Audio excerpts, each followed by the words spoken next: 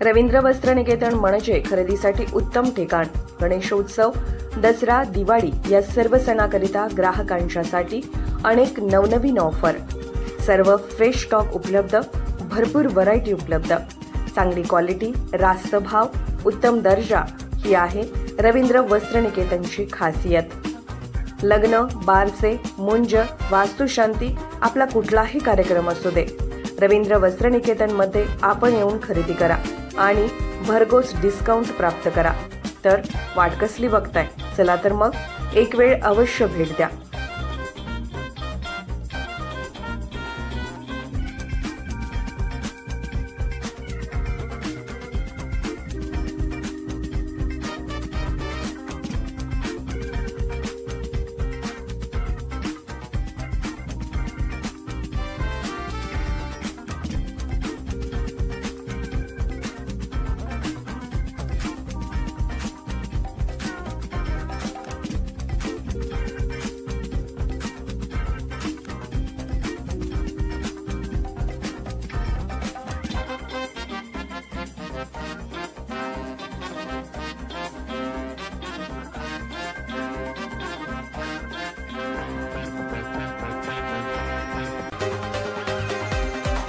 आपण पाहत आहात संघर्ष नायक न्यूज, जनतेला न्याय मिळवून देणारं हक्काचं एकमेव न्यूज चॅनल संघर्ष नायक न्यूज।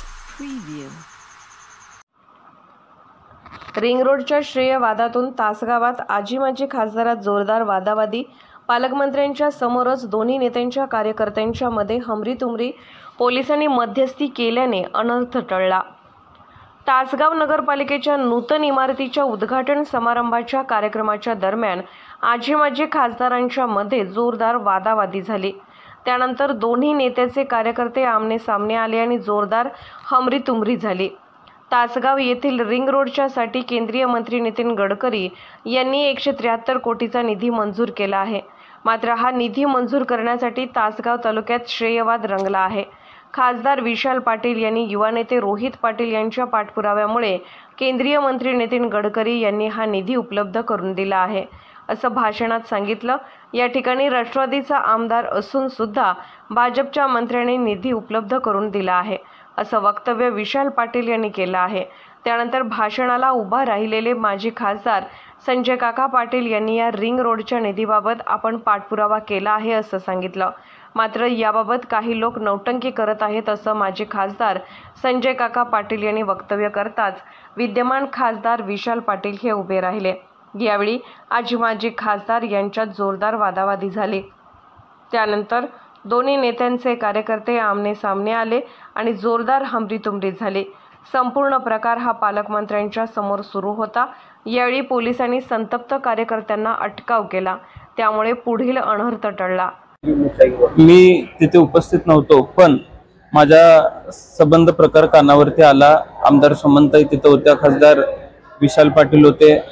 प्रोटोकॉल मध्ये ज्या गोष्टी बसत नाहीत त्या गोष्टी कदाचित तिथे झाल्या आणि रिंग रोडच्या विषयावरून जे परवा गडकरी साहेबांनी निरोप खासदारांकडे दिला होता, तो निरोप फक्त खासदार साहेबांनी त्या बैठकीमध्ये सांगितला आणि श्रेयवादासाठी हापापलेली काही मंडळी त्या ठिकाणी त्यांनी गोंधळ घालण्याचा प्रयत्न केला, खासदारांच्या दिशेनं धावून जाण्याचा प्रयत्न केला आणि आमदार सुमनताई व्यासपीठावरती होत्या, खासदार व्यासपीठावरती होते आणि व्यासपीठाकडे शिव्या देत धावून येणं हा काय प्रकार आहे हे कदाचित त्यांनी देखील समजून घेण्याची आवश्यकता आहे। तासगाव तालुक्यामध्ये, कवठेमंकाळ तालुक्यामध्ये मोगलाई लागलेली नाही हे येणाऱ्या काळामध्ये आम्ही दाखवून देऊ।